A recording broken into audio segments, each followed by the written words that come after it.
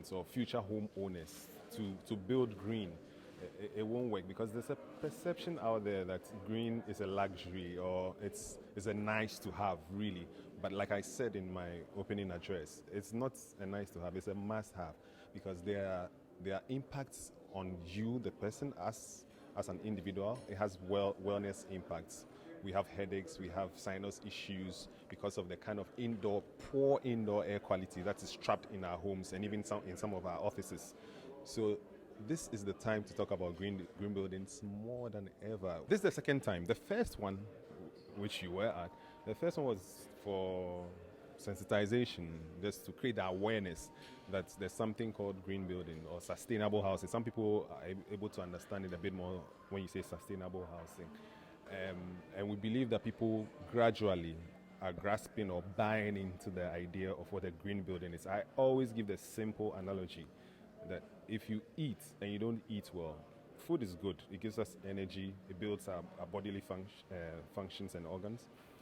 But if you do not eat well, you take in too much oil, you do not take your greens, you get sick. It's the same way. Apply the same principle to buildings. If we are building all over the place, buildings on its own, just by putting up buildings on its own, take about 40% of a nation's energy usage. If we do not build green, let in natural lights, get our insulation right, if we build with blocks that trap a lot of heat, and we do not use something like the rammed earth, but you go to the villages and they call them mud houses.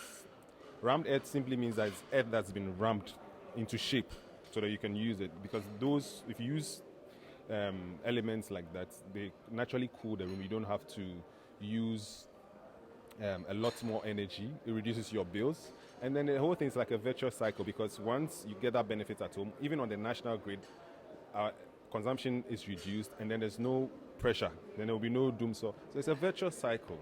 So the benefit and effects are enormous. This is what we are hoping, that gradually everybody will buy into it, but it has to be supported, like they keep saying, by some form of policy.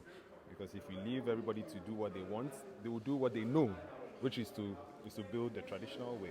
So that's why we're hoping that there will be some form of intervention by the government, by some of the state institutions.